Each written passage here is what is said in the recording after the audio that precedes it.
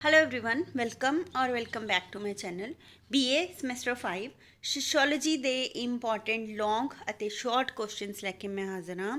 ਚਾਹੇ ਤੁਸੀਂ ਪੰਜਾਬੀ ਯੂਨੀਵਰਸਿਟੀ ਪਟਿਆਲਾ ਦੇ ਸਟੂਡੈਂਟ ਹੋ, ਚਾਹੇ GNDU ਦੇ ਹੋ, ਚਾਹੇ PU ਯੂਨੀਵਰਸਿਟੀ ਦੇ ਹੋ।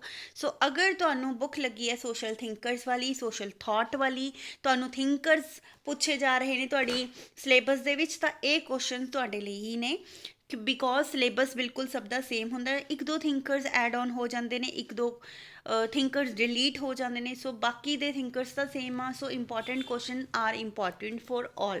ਸੋ ਰੈਗੂਲਰ ਡਿਸਟੈਂਸ ਪ੍ਰਾਈਵੇਟ ਮੋਡ ਵਾਲੇ ਸਾਰੇ ਹੀ ਇਸ ਕੁਐਸਚਨ ਨੂੰ ਫੋਲੋ ਕਰਨਗੇ। ਲੌਂਗ ਵੀ ਆਹੀ ਤੇ ਸ਼ਾਰਟ ਵੀ ਆਹੀ। ਪਿਛਲੀ ਵਾਰ 95% ਕੁਐਸਚਨਸ ਮੇਰੇ ਹੀ ਦਿੱਤੇ ਗੈਸ ਕੁਐਸਚਨਸ ਦੇ ਵਿੱਚੋਂ ਹੀ ਆਏ ਸੀ। ਸੋ ਤੁਸੀਂ ਚੈੱਕ ਕਰ ਸਕਦੇ ਹੋ ਪ੍ਰੀਵੀਅਸ ਵੀਡੀਓਜ਼ ਤੇ ਪੁਰਾਣਾ ਕੁਐਸਚਨ ਪੇਪਰ ਲੈ ਕੇ। ਸੋ ਸਟਾਰਟ ਕਰਦੇ ਹਾਂ ਅੱਜ ਦਾ ਵੀਡੀਓ। ਫਸਟ ਕੁਐਸਚਨ ਜਿਹੜਾ ਹੈ ਔਗਸਟ ਕੌਮਟੇ। ਸੋ ਔਗਸਟ ਕੌਮਟੇ ਦਾ ਟੌਪਿਕ ਮੈਂ ਕਰਵਾ ਵੀ ਚੁੱਕੀ ਹਾਂ, ਲਾਅ ਆਫ 3 ਸਟੇਜਸ ਐਂਡ ਪੋਜ਼ਿਟਿਵਿਜ਼ਮ। ਜਿਨ੍ਹਾਂ ਨੇ ਚੈੱਕਆਊਟ ਨਹੀਂ ਕੀਤਾ, ਚੈੱਕਆਊਟ ਜ਼ਰੂਰ ਕਰਿਓ। ਪਲੇਲਿਸਟ ਆਲਰੇਡੀ ਮੈਂ ਪਿਨ ਕਰ ਦਾਂਗੀ। ਸੋ ਲਾਅ ਆਫ 3 ਸਟੇਜਸ ਔਗਸਟ ਕੌਮਟੇ ਦੇ ਦੁਆਰਾ ਤਿੰਨ ਪੜਾਈ ਸਿਧਾਂਤ ਕਿਹਨੂੰ ਕਹਿੰਦੇ, ਸਭ ਤੋਂ ਇੰਪੋਰਟੈਂਟ ਕੁਐਸਚਨ। ਐਂਡ ਇਹਦੇ ਵਿੱਚੋਂ ਦੇਖੋ, ਇੱਕ ਨੂੰ ਰੈਗੂਲਰ ਵਾਲੇ ਨੂੰ ਪੁੱਛ ਸਕਦੇ ਨੇ ਲਾਅ ਆਫ 3 ਸਟੇਜਸ ਜਾਂ ਪੋਜ਼ਿਟਿਵ, ਦੋਨਾਂ 'ਚ ਇੱਕ ਪੁੱਛਿਆ ਤਾਂ ਉਹਦੇ ਹੀ ਓਪੋਜ਼ਿਟ ਪੁੱਛਣਗੇ ਪ੍ਰਾਈਵੇਟ ਔਰ ਡਿਸਟੈਂਸ ਵਾਲੇ ਨੂੰ। For example law of 3 stages ਜਿਹੜਾ ਸੀ ਪਿਛਲੀ ਵਾਰ ਆਇਆ ਸੀਗਾ ਪ੍ਰਾਈਵੇਟ ਤੇ ਡਿਸਟੈਂਸ ਵਾਲੇ ਨੂੰ। ਚਾਂਸਿਸ ਨੇ ਕਿ ਇਸ ਵਾਰ ਰੈਗੂਲਰ ਵਾਲੇ ਨੂੰ ਉਹ ਆਏਗਾ ਤੇ ਡਿਸਟੈਂਸ ਤੇ ਪ੍ਰਾਈਵੇਟ ਵਾਲੇ ਨੂੰ ਪੋਜ਼ਿਟਿਵਿਜ਼ਮ ਆਏਗਾ। ਸੋ ਐਦਾਂ ਇਹ ਸ਼ਫਲਿੰਗ ਕਰਦੇ ਰਹਿੰਦੇ ਨੇ, ਬਟ ਕੁਐਸਚਨ ਜਿਹੜੇ ਨੇ ਇੱਥੇ ਦੋ ਹੀ ਬਣਦੇ ਨੇ, ਲਾਅ ਆਫ 3 ਸਟੇਜਸ ਅਤੇ ਪੋਜ਼ਿਟਿਵਿਜ਼ਮ। ਠੀਕ ਹੈ, ਦੋਨੋਂ ਹੀ ਇੰਪੋਰਟੈਂਟ ਹੈ, ਦੋਨੋਂ ਹੀ ਜ਼ਰੂਰ ਪੁੱਛੇ ਜਾਂਦੇ ਨੇ। ਸੈਕਿੰਡ ਕੁਐਸਚਨ ਜਿਹੜਾ ਹੈ explain law of evolution by Herbert Spencer. ਇਹ ਕੁਐਸਚਨ ਵੀ ਬਹੁਤ ਜ਼ਿਆਦਾ ਇੰਪੋਰਟੈਂਟ ਹੈ ਬਿਕੋਜ਼ ਇਹਦੇ ਉੱਤੇ ਬਹੁਤ ਵੱਡਾ ਲੌਂਗ ਕੁਐਸਚਨ ਬਣਦਾ ਹੈਗਾ। ਤੇ ਜਿਹੜਾ ਐਨਾਲੋਜੀ ਵਾਲਾ ਕੁਐਸਚਨ ਹੈ ਉਹ ਥੋੜਾ ਛੋਟਾ ਬਣ ਜਾਂਦਾ। ਤਾਂ ਮੇਨਲੀ ਕੁਐਸਚਨ ਇਹਦੇ ਵਿੱਚੋਂ ਹੀ ਪੁੱਛਿਆ ਜਾਂਦਾ ਲਾਅ ਆਫ ਐਵੋਲੂਸ਼ਨ। ਠੀਕ ਹੈ, ਕਰਮ ਵਿਕਾਸ ਸਿਧਾਂਤ ਦੇ ਬਾਰੇ ਲਿਖੋ ਹਰਬਰਟ ਸਪੈਂਸਰ ਦੁਆਰਾ। ਤੇ ਕਿੰਨੇ ਪੇਜਿਸ ਆਪਾਂ ਨੇ ਫਿਲ ਕਰਨੇ ਨੇ, ਆਪਾਂ ਨੇ 4 ਜਾਂ 5 ਸ਼ੀਟਸ ਫਿਲ ਕਰਨੀਆਂ ਨੇ ਲੌਂਗ ਕੁਐਸਚਨ ਲਈ। ਠੀਕ ਹੈ, 4-5 ਦੀ ਐਵਰੇਜ ਮੰਨ ਕੇ ਚੱਲਣਾ ਹੈ। ਤੇ ਜਿਹੜੇ ਸ਼ਾਰਟ ਕੁਐਸਚਨ ਨੇ, ਇੱਕ ਸ਼ੀਟ ਦੇ ਉੱਤੇ 3 ਵੀ ਅਟੈਂਪਟ ਕਰ ਸਕਦੇ ਹੋ, 4 ਵੀ ਅਟੈਂਪਟ ਕਰ ਸਕਦੇ ਹੋ। ਠੀਕ ਹੈ, ਇਸ ਤੋਂ ਜ਼ਿਆਦਾ ਨਹੀਂ ਕਰਨੇ ਅਤੇ ਇਸ ਤੋਂ ਘੱਟ ਨਹੀਂ ਕਰਨੇ। ਦੂਜੀ ਗੱਲ ਹੈਗੀ ਹੈ ਕਿ ਐਦਾਂ ਨਾ ਹੋਵੇ ਕਿ ਪਹਿਲਾ ਕੁਐਸਚਨ ਤੁਸੀਂ 10 ਪੇਜਾਂ ਦਾ, ਦੂਜਾ ਕੁਐਸਚਨ ਤੁਸੀਂ 4-5 ਪੇਜਾਂ ਦਾ, ਤੀਜਾ ਕੁਐਸਚਨ ਤੁਸੀਂ 2 ਪੇਜਾਂ ਦਾ। ਐਦਾਂ ਅਟੈਂਪਟ ਕਰੋ ਤਾਂ ਇਹ ਪ੍ਰੈਜ਼ੈਂਟੇਬਲ ਨਹੀਂ ਲੱਗਦਾ। ਐਵਰੇਜ ਮੰਨ ਕੇ ਚਲੋ ਕਿ ਹਰੇਕ ਲੌਂਗ ਕੁਐਸਚਨ ਨੂੰ ਅਸੀਂ 4 ਜਾਂ 5 ਸ਼ੀਟਾਂ ਤੇ ਹੀ ਅਟੈਂਪਟ ਕਰਨਾ ਹੈ। ਇਸ ਤੋਂ ਜ਼ਿਆਦਾ ਨਹੀਂ ਕਰਨਾ, ਇਸ ਤੋਂ ਘੱਟ ਨਹੀਂ ਕਰਨਾ। ਅਗਰ 6 ਦੀ ਐਵਰੇਜ ਤੁਹਾਡੀ ਲਿਖਾਈ ਥੋੜੀ ਮੋਟੀ ਹੈਗੀ ਹੈ ਤਾਂ ਤੁਸੀਂ 6 ਸ਼ੀਟਸ ਅਗਰ ਮੰਨ ਕੇ ਚੱਲਦੇ ਹੋ ਤਾਂ 6 ਸ਼ੀਟਸ ਚਾਰੋਂ ਕੁਐਸਚਨਸ ਦੇ ਲਈ ਲੌਂਗ ਲਈ ਹੀ ਅਟੈਂਪਟ ਕਰਨੀਆਂ ਨੇ ਕਿ 5-6 ਸ਼ੀਟਸ ਦੇ ਉੱਤੇ ਇੱਕ ਲੌਂਗ ਕਵਰ ਕਰਨਾ ਹੈ। ਤਾਂ ਆਪਣੀ ਐਵਰੇਜ ਮੰਨ ਕੇ ਚੱਲਣਾ। ਉਸ ਤੋਂ ਬਾਅਦ ਕੁਐਸਚਨ ਹੈ ਪੋਜ਼ਿਟਿਵਿਜ਼ਮ। ਠੀਕ ਹੈ, ਹੁਣੇ ਦੱਸ ਕੇ ਹਟੀਆਂ ਕਿ ਕੌਮਤੇ ਦਾ ਪੋਜ਼ਿਟਿਵਿਜ਼ਮ ਪ੍ਰਤੱਖਵਾਦ ਦੇ ਬਾਰੇ ਲਿਖੋ। ਬਹੁਤ ਇੰਪੋਰਟੈਂਟ ਕੁਐਸਚਨ ਹੈ।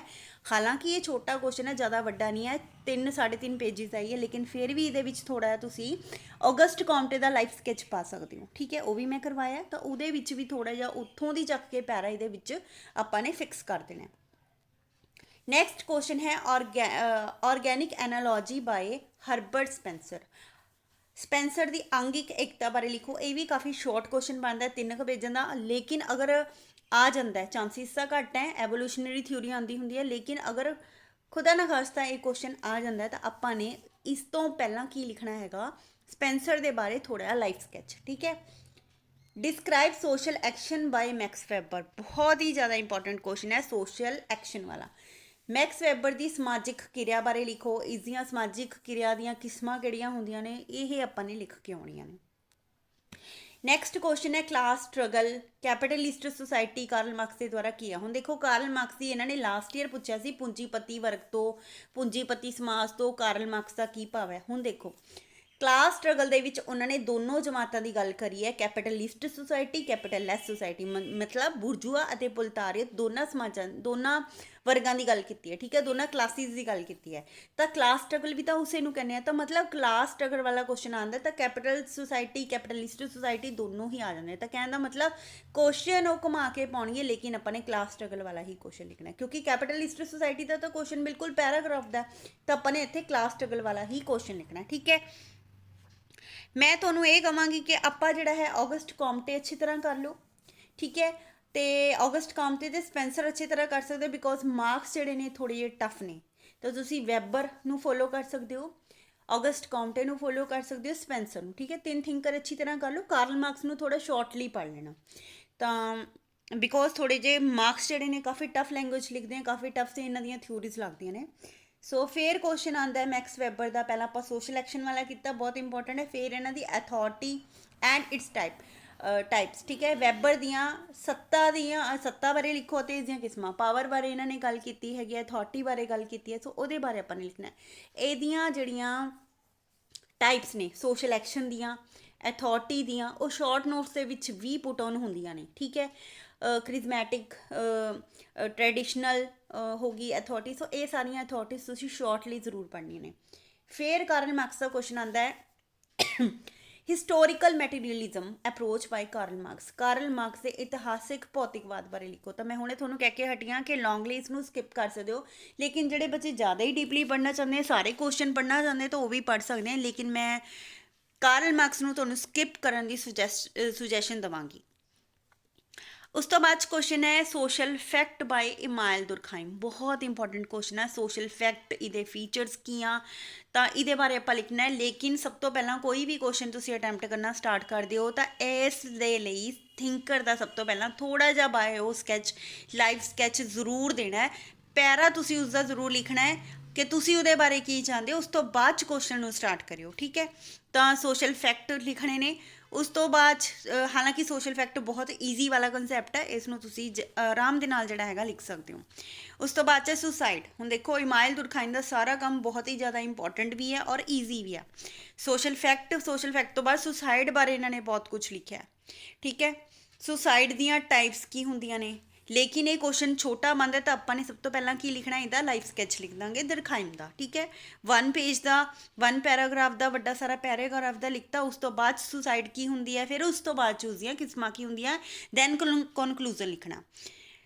ਦੈਨ ਇੰਪੋਰਟੈਂਟ ਕੁਐਸਚਨ ਹੈ mind self society by G.H. Mead. Already ਮੈਂ ਕਵਰ ਕਰਵਾ ਚੁੱਕੀ ਹਾਂ 2 ਟੌਪਿਕਸ, ਇੱਕ ਤਾਂ ਔਗਸਟ ਕਾਉਂਟੇ ਵਾਲਾ ਤੁਹਾਨੂੰ ਥਿੰਕਰ ਕਰਵਾ ਚੁੱਕੀ ਹਾਂ ਔਗਸਟ ਕਾਉਂਟੇ, ਨੈਕਸਟ ਮੈਂ ਕਰਵਾਏ ਨੇ ਜਾਰਜ ਹਰਬਰਟ ਮੀਡ। ਇਹਨਾਂ ਦੀ ਬੁੱਕ ਜਿਹੜੀ ਹੈਗੀ ਆ mind self and the society ਦੇ ਬਾਰੇ ਵੀ ਮੈਂ ਨੋਟਸ ਦਿੱਤੇ ਨੇ। ਇਹ ਦੋਨੋਂ ਕੁਐਸਚਨ ਲੌਂਗ ਮੈਂ ਤੁਹਾਨੂੰ ਕਰਵਾ ਚੁੱਕੀ ਹਾਂ। ਜਿਨ੍ਹਾਂ ਨੇ ਚੈੱਕਆਊਟ ਨਹੀਂ ਕੀਤਾ, ਪਲੇਲਿਸਟ ਆਲਰੇਡੀ ਮੈਂ ਪਿਨ ਕਰ ਦਿੱਤੀ ਹੈ। ਸੋ ਮਾਈਂਡ ਸੈਲਫ ਸੁਸਾਇਟੀ ਦੇ ਬਾਰੇ ਲਿਖੋ, ਮਨ ਆਤਮ ਸਮਾਜ ਦੇ ਬਾਰੇ। ਜਿਨ੍ਹਾਂ ਨੂੰ ਇਹ ਟਫ ਲੱਗਦੇ ਆ ਤਾਂ ਉਹ ਇਹਨੂੰ ਸਕਿਪ ਕਰ ਸਕਦੇ ਆ। ਨੌਨ ਵਾਇਲੈਂਸ ਸੱਤਿਆਗ੍ਰਹਿ, ਇਹ ਦੋਨੋਂ ਈਜ਼ੀ ਕਨਸੈਪਟ ਹੈ ਮਹਾਤਮਾ ਗਾਂਧੀ ਦੇ। ਅਹਿੰਸਾ ਅਤੇ ਸੱਤਿਆਗ੍ਰਹਿ ਤੁਸੀਂ ਇਹਦੇ ਨਾਲ ਜਾ ਸਕਦੇ ਹੋ। ਠੀਕ ਹੈ, ਸੋ ਉਹਨੂੰ ਸਕਿਪ ਕਰ ਦਿਓ, ਮੀਡ ਨੂੰ ਇਹਨੂੰ ਕਰ ਲਓ, ਕਿਉਂਕਿ ਇਹਦੇ ਵਿੱਚ ਬਹੁਤ ਕੁਝ ਲਿਖਣ ਨੂੰ ਕੰਟੈਂਟ ਹੈ। ਆਪਣੇ ਕੋਲੋਂ ਵੀ ਬਣ ਜਾਂਦਾ ਤਾਂ ਤੁਸੀਂ ਜਾਰਜ ਹਰਬਰਟ ਮੀਡ ਨੂੰ ਛੱਡ ਸਕਦੇ ਹੋ। ਇਮਾਇਲ ਦੁਰਖਾਈਮ ਨੂੰ ਫੋਲੋ ਕਰ ਲਓ ਅਤੇ ਮਹਾਤਮਾ ਗਾਂਧੀ ਨੂੰ ਫੋਲੋ ਕਰ ਲਓ। ਫਿਰ ਅੱਗੇ ਕਨਸੈਪਟ ਆਉਂਦਾ ਹੈਗਾ ਅੰਬੇਦਕਰ ਦਾ ਐਨਹੀਲੇਸ਼ਨ ਆਫ ਕਾਸਟ, ਜਾਤ ਖਾਤਮਾ, ਜਾਤ ਦਾ ਬੀਜ ਨਾਸ਼, ਇਹ ਵਾਲੇ ਕੁਐਸਚਨ। ਤਾਂ ਇਹ ਵੀ ਥੋੜ੍ਹੇ ਟਿਪੀਕਲ ਟਫ ਲੈਂਗੁਏਜ ਵਾਲੇ ਨੇ, ਤਾਂ ਇਹਨੂੰ ਵੀ ਤੁਸੀਂ ਸਕਿਪ ਕਰ ਸਕਦੇ ਹੋ। ਤੁਸੀਂ ਦੁਰਖਾਈਮ ਅਤੇ ਗਾਂਧੀ ਦੇ ਨਾਲ ਜਾ ਸਕਦੇ ਹੋ। ਠੀਕ ਹੈ, ਸੋ ਇਹ ਕੁਐਸਚਨ ਤੁਸੀਂ ਅਟੈਂਪਟ ਕਰ ਸਕਦੇ ਹੋ। ਹੋਪ ਤੁਹਾਨੂੰ ਪਤਾ ਲੱਗ ਗਿਆ ਹੋਏਗਾ। ਉਸ ਤੋਂ ਬਾਅਦ 'ਚ ਆਪਾਂ ਆਉਂਦੇ ਹਾਂ ਕਿ ਸ਼ਾਰਟ ਕੁਐਸਚਨ ਕਿਹੜੇ ਕਰਨੇ ਆ। ਸ਼ਾਰਟ ਕੁਐਸਚਨ ਜਿੰਨੇ ਵੀ ਪੁਆਇੰਟ ਥਿੰਕਰਸ ਦੇ ਬਣ ਰਹੇ ਨੇ, ਜਿੰਨੀਆਂ ਵੀ ਬੁੱਕਸ ਉਹਨਾਂ ਦੀਆਂ ਹੈਗੀਆਂ ਨੇ, ਉਹਨਾਂ ਦੇ ਬਾਰੇ ਤੁਹਾਨੂੰ 2-2 3-3 ਲਾਈਨਾਂ ਪਤਾ ਹੋਣਾ ਚਾਹੀਦੀਆਂ ਨੇ। ਠੀਕ ਹੈ, ਸੋ ਫਸਟ ਵਾਲਾ ਆਪਣੇ ਨੇ ਔਗਸਟ ਕਾਉਂਟੇ, ਉਹਨਾਂ ਦੇ ਥੀਓਲੋਜੀਕਲ ਵਾਲਾ ਕਨਸੈਪਟ ਮੈਂ ਕਰਵਾਇਆ ਤੁਹਾਨੂੰ। ਅਧਿਆਤਮਵਾਦ, ਮੈਟਾਫਿਜ਼ੀਕਲ, ਅਧਿਭੌਤਿਕੀ, ਪੋਜ਼ੀਟਿਵਿਜ਼ਮ ਵਾਲੀ ਸਟੇਜ ਹੈਗੀ ਹੈ, ਪ੍ਰਤੱਖਵਾਦ ਵਾਲੀ ਹੈ ਨਾ, ਫੈਟਿਜ਼ਮ ਹੈਗੀ ਹੈ ਜੜ ਪੂਜਨ ਵਾਲੀ, ਮੋਨੋਥੀਜ਼ਮ ਜਦੋਂ ਇੱਕ ਦੇਵਤਾ ਨੂੰ ਮੰਨਿਆ ਜਾਂਦਾ ਹੈ, ਪੋਲੀਥੀਜ਼ਮ ਬਹੁਤ ਦੇਵਤਾ। ਤਾਂ ਇਹ ਸਾਰੇ ਪੁਆਇੰਟਸ ਜਿਹੜੇ ਨੇ ਮੈਂ ਤੁਹਾਨੂੰ ਕਰਵਾਏ ਨੇ, ਨਿੱਕੇ ਨਿੱਕੇ ਪੁਆਇੰਟ। ਤਾਂ ਇਹ ਜਿਹੜੇ ਹੈਗੇ ਨੇ ਤੁਸੀਂ ਕਵਰ ਕਰ ਸਕਦੇ ਹੋ। ਮੇਰੇ ਵਾਲੇ ਨੋਟਸ ਦੇ ਵਿੱਚੋਂ ਵੀ ਤੁਸੀਂ ਉਹ ਵੀ ਲਿਖ ਕੇ ਆ ਸਕਦੇ ਹੋ। ਉਸ ਤੋਂ ਬਾਅਦ 'ਚ ਮਿਲਟਰੀ ਸੁਸਾਇਟੀ, ਸੈਨਿਕ ਸਮਾਜ, ਇੰਡਸਟਰੀਅਲ ਸੁਸਾਇਟੀ, ਉਦਯੋਗਿਕ ਸਮਾਜ, ਹਾਇਰਾਰਕੀ ਆਫ ਸਾਇੰਸਿਸ। ਇਹ ਸ਼ੋਰਟ ਕੁਐਸਚਨ ਮੈਂ ਲਿਖੇ ਹੋਏ हैं, ਜਲਦੀ ਹੀ ਵੀਡੀਓ ਅਪਲੋਡ ਕਰ ਦਾਂਗੀ ਕਿ ਵਿਗਿਆਨਾਂ ਦੀ ਦਰਜਾਬੰਦੀ, ਰੈਂਕ ਵਾਈਡ ਡਿਸਟਰੀਬਿਊਸ਼ਨ ਕੀ ਹੈ, ਕਿਹੜਾ ਸਾਇੰਸ ਜਿਹੜਾ ਹੈਗਾ ਸਭ ਤੋਂ ਉੱਪਰ ਹੈ, ਮੈਥ ਸਭ ਤੋਂ ਉੱਪਰ ਹੈ ਅਤੇ ਸਭ ਤੋਂ ਥੱਲੇ ਕੌਣ ਹੈ, Queen of the sciences which means sociology. ਠੀਕ ਹੈ, ਸੋ ਹਾਇਰਾਰਕੀ ਆਫ ਸਾਇੰਸਿਸ ਆਪਾਂ ਨੇ ਲਿਖਣਾ ਹੈ। ਉਸ ਤੋਂ ਬਾਅਦ 'ਚ ਐਨਾਲੋਜੀ ਕੀ ਹੁੰਦੀ ਹੈ, ਅੰਗਿਕ ਸਮਾਨਤਾ, ਸੈਲਫ ਬਾਈ ਮੀਡ, ਸੈਲਫ ਦੇ ਬਾਰੇ ਉਸਨੇ ਕੀ ਕਿਹਾ ਹੈਗਾ, ਮਾਈਂਡ ਦੇ ਬਾਰੇ ਕੀ ਕਿਹਾ ਹੈਗਾ। ਠੀਕ ਹੈ, ਸੋ ਮੀਡ ਦਾ ਆਤਮ ਵਾਲਾ ਸਿਧਾਂਤ ਹੋ ਗਿਆ, ਸੋਸ਼ਲਾਈਜੇਸ਼ਨ ਥਿਊਰੀ ਹੋ ਗਈ ਮੀਡ ਦੀ, ਪਲੇ ਸਟੇਜ ਖੇਡ ਦਾ ਸਿਧਾਂਤ ਹੋ ਗਿਆ, ਗੇਮ ਸਟੇਜ ਉਹਦੀ ਹੋ ਗਈ। ਸੋ ਇਹ ਬਹੁਤ ਇੰਪੋਰਟੈਂਟ ਕੁਐਸਚਨ ਨੇ। ਸਿੰਪਲ ਸੁਸਾਇਟੀ ਕੀ ਹੁੰਦੀ ਹੈ, ਕੰਪਾਊਂਡ ਸੁਸਾਇਟੀ, ਕੰਪਲੈਕਸ ਸੁਸਾਇਟੀ। ਠੀਕ ਹੈ, ਸਧਾਰਨ ਸੁਸਾਇਟੀ ਹੋ ਗਈ, ਸਮਾਜ ਹੋ ਗਿਆ, ਮਿਸ਼ਰ ਸਮਾਜ ਹੋ ਗਿਆ, ਜਟਿਲ ਸਮਾਜ ਹੋ ਗਿਆ, ਕਲਾਸ ਯਾਨੀ ਕਿ ਜਮਾਤ, ਸ਼੍ਰੇਣੀ, अपने वाली क्लास नहीं जिस तुसी पढ़ते हो, नहीं, क्लास हो गया जिहड़ा उसने कैपिटलिस्ट सोसाइटी की गल की है, मार्क्स ने कैपिटललैस सोसाइटी की गल करी है, बुरजुआ ते पुलतारी दी, ਉਹ वाले ਆਪਾਂ ਨੇ ਇੱਥੇ ਲਿਖਣੇ ਆ। क्लास स्ट्रगल, जमात ਦਾ संघर्ष, श्रेणी संघर्ष की हुंदा। वर्स्ट हैंड थ्योरी की हुंदी है, मैक्स वैबर दी है। अथॉरिटी भी मैक्स वैबर दी है, पावर भी मैक्स वैबर दी है, ठीक है। सो ये बारे तुसी लिखना है। ब्यूरोक्रेसी भी मैक्स वैबर ने कंसैप्ट दिता है, तो ब्यूरोक्रेसी के बारे। नौकरशाही अफसरशाही की हुंदी है। सोशल फैक्ट समाजिक तत्थ की हुंदे ने।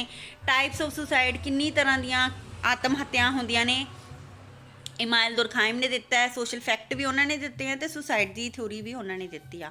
आइडियल स्टेट अदर समाज लास्ट ईयर होया सी, रिपीट, तो सुसाइड दी किस्मां हुई सी 2 रिपीट, ठीक है। सो ये क्वेश्चन आते रहते हैं। क्लास कॉन्शियसनैस, वर्ग चेतना, जमात चेतना, श्रेणी चेतना, किदा भी हो, ठीक है। इंग्लिश च पढ़ लियो अगर तुहानूं पंजाबी च समझ नहीं आएगा। प्रोडक्शन सिस्टम, ये मार्क्स ने दिता है कि उत्पादन प्रणाली की होंगी है, क्योंकि प्रोडक्शन बारे उन्होंने ही दिता है आपां नूं। क्लास स्ट्रगल बारे भी उन्होंने ही दिता है, ठीक है। सो मोड ऑफ प्रोडक्शन भी उन्होंने ही दिता है कार्ल मार्क्स ने। सो वो थ्योरियां इन्हां दियां जरूर पढ़ लियो। ईगोइस्टिक सुसाइड, साम्यवादी आत्महत्या की होंगी है। अल्थरुइस्टिक परोपकारी आत्महत्या की होंगी है। एनोमिक असंगतवादी आत्महत्या की होंगी है। फैटलिस्टिक भागवादी जिहड़ी हैगी आत्महत्या की होंगी है। मकैनिकल सोलिडैरिटी, यांत्रिक एकता, ऑर्गैनिक सोलिडैरिटी, अंगिक एकता, डिवीजन ऑफ लेबर, किरत वंड, इमाइल दुरखाइम ने दी है। बुक्स ऑफ कॉमते, हुणे कह के हटियां कि कॉमते दियां बुक्स हो गई, स्पेंसर दियां, मैक्स वैबर दियां, कार्ल मार्क्स दियां, दुरखाइम दियां, मीड दियां, गांधी दियां, अंबेडकर, सारे थिंकर्स जिन्ने भी थोनों हैगे ने 8-9 थिंकर, तो उन्हां दियां बुक्स जिन्नियां भी हैगियां 2-2 3-3 तुहानूं रटियां होणियां चाहीदियां ने। सोशल एक्शन की हुंदा, समाजिक क्रिया, इहदियां किस्मां की ने पुछ सकदे ने। कोलैक्टिव रिप्रजेंटेशन, समूहिक प्रतिनिधिता की हुंदी है। टाइप्स ऑफ सोशल फैक्ट, समाजिक तत्थां दियां किस्मां। सोशल एक्शन की हुंदा, उसदियां टाइप्स। समाजिक क्रिया दियां नॉन वायलेंस यानी कि अहिंसा की हुंदा है। सत्याग्रह की हुंदा है। अथॉरिटी यानी कि सत्ता की हुंदा है, मैक्स वैबर ने इसदा बारे दिता है थ्योरी। ट्रैडिशनल, रैशनल, क्रिस्मैटिक, ठीक है। सो ये जिहड़ियां ने अथॉरिटी दियां टाइप्स ने तीनों, परंपरागत सत्ता, तार्किक सत्ता, कृष्णमयी सत्ता, ठीक है। सो ये बहुत ही ज़्यादा इंपॉर्टेंट है। शॉर्ट क्वेश्चन दे विच पक्का ये क्वेश्चन आते होंगे ने। 1-2 question out of the syllabus पा देंदे होंगे ने, कई बार जिहड़ा है विचों ही पाउणगे, वैसे तो विचों ही पाउंदे ने, लेकिन एक अद्धा क्वेश्चन जरूर वो आउट ऑफ द टॉपिक पाउणगे। सो आपां ने बिल्कुल भी पैनिक नहीं हो जाना, अपने कोलों बना के लिख के आउणा। फ्यूडलिज्म, सामंतवाद की हुंदा है। क्लास एंड क्लास स्ट्रगल आपां पिछे कर ही चुके हैं कि करना है। बुरजुआ एंड पोलतारीयत, ये दोनों क्लासिज हैं, ठीक है, जिहड़ियां कार्ल मार्क्स ने आपां दित्तियां ने कि एक बुरजुआज हुंदे ने, ठीक है, एक पोलतारीयत हुंदे ने। सो ये इंपॉर्टेंट क्वेश्चन है। हिस्टोरिकल मैटीरियलिज्म वाला क्वेश्चन भी उन्होंने बहुत इंपॉर्टेंट है। एनहीलेशन ऑफ कास्ट, तो जात का बीजनाश, जात का खात्मा, ये अंबेडकर ने प्रपाउंड की सी थेरी। तो ये सारे ही क्वेश्चन बहुत ज़्यादा इंपॉर्टेंट ने। सो एक बार इन्हों लिख लो, और उस तो बाद दे विच जिहड़ा हैगा लॉन्ग क्वेश्चन 1 बाय 1 मैं करवावांगी। 2 टॉपिक्स मैं करवा चुकी हैगी, August Comte and George Herbert Mead का। इस तो बाद मैं इमाइल दुरखाइम या फिर स्पेंसर नूं पावांगी। Fine. So thank you so much, मिलते आपां नवें वीडियो दे नाल।